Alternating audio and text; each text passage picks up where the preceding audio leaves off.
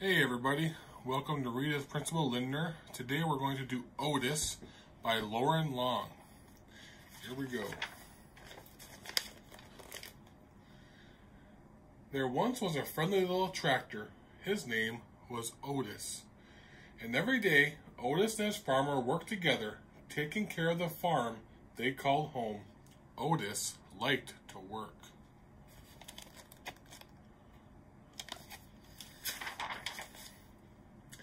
And after working hard all day, Otis was ready to unwind and play. He would ride the rolling hills and skirt mud pond down by the corn. He would leapfrog bales of hay and explode through the haystacks.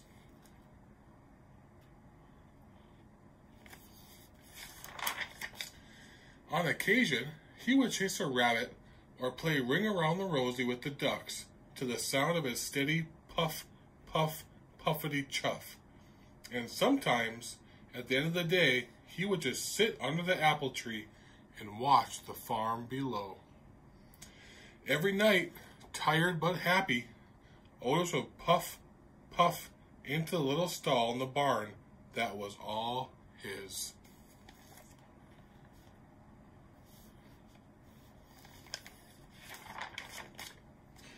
One night, when Otis was fast asleep, the farmer brought a beautiful baby calf into the barn. The calf bawled and bawled for her mother.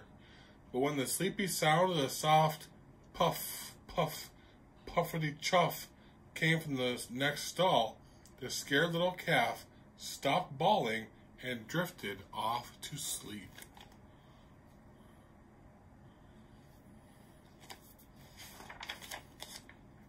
From that day on, the calf started following the little tractor wherever he went. Put, puff, puffity chuff. She followed him over the rolling hills and down by Mud Pond. She was right behind him, leapfrogging bales of hay.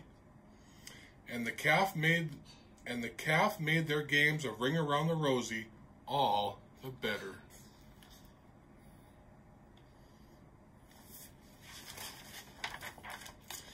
Sometimes, at the end of the day, the two of them would just sit together under the apple tree and watch the farm below. Otis loved his little calf, and the little calf loved Otis.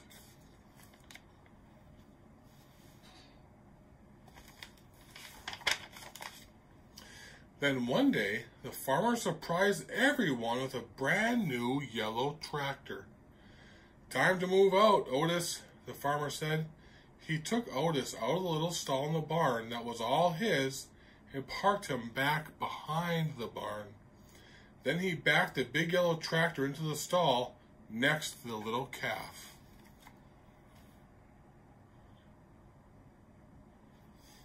It's a pretty fancy tractor. But the little calf didn't like the big yellow tractor. He had a deep rumbling snore that shook the stall when he slept. There was no one to purr the little calf gently to sleep, no one to spend her days with.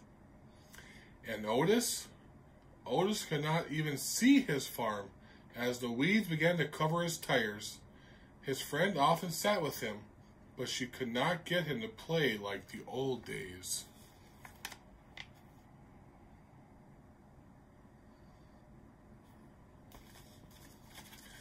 Otis is pretty sad. It was early summer when the farmer discovered a poster.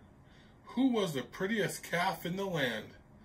Judges will decide at the county fair and award a fancy blue ribbon to the winner. The farmer knew the answer. He would show off the little calf. But on the morning of the fair, the little calf was nowhere to be found. She had wandered down to Mud Pond by the cornfield to cool off. When she waded into the muddy water, her feet sank.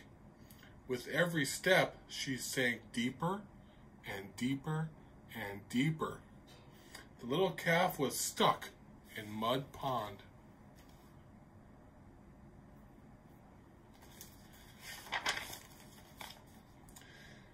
"Get the hands!" the farmer shouted when he saw her. All the farmhands came running with their ropes, but the more they tugged, the more stuck the calf got. "Get the big yellow tractor!"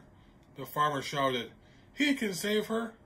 But the big tractor just scared the little calf, and she sank in deeper and deeper.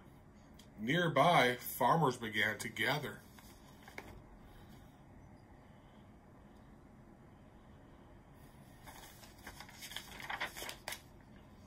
Then call Fire Chief Douglas and the fire truck, the farmer shouted. They can save our little calf. But the sight of the big red fire truck startled the little calf even deeper. The farmer was fit to be tied. If the farm hands and the big tractor and even Fire Chief Douglas and his fire truck couldn't save the little calf, who could? What do you think? Who's going to save the calf? Suddenly, the little calf's ears perked up. Over the hum of the growing crowd, there came a faint sound in the distance. A soft, rhythmic purr, put, puff, puffity chuff. The crowd turned and looked. The sound became louder, put, puff, puffity chuff. And all at once, Otis, put, puff from around the barn. He turned and headed straight toward Mud Pond.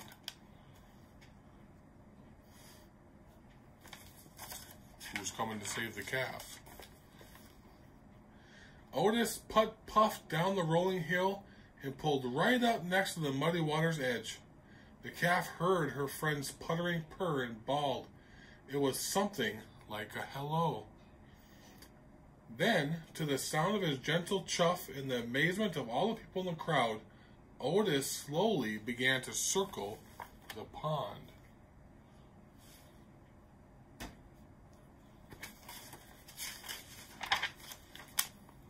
He circled and he circled and he circled, and the little calf turned and turned and turned, never taking her eyes off her friend.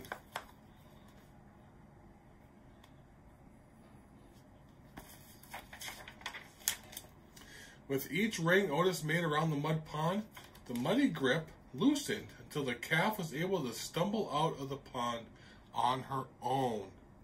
The two friends had found each other again.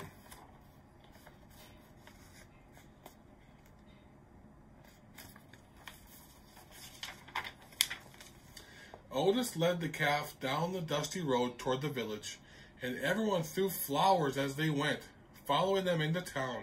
It looked like a happy parade. No one needed a fancy blue ribbon to tell them that the calf was a special calf. Otis was a special tractor, and the two of them were special friends.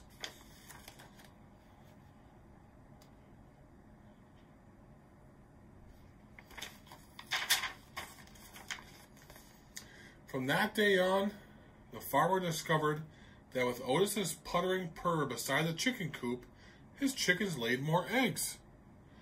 At milking time, with Otis's gentle chuff nearby, his cows produced more milk. On occasion, Otis even got to join the farmer and the big yellow tractor out in the fields. But often, at the end of the day, Otis would just sit with his friend under the apple tree and watch the farm below. What a good story about friendship. I hope you guys enjoyed that. We'll see you next time.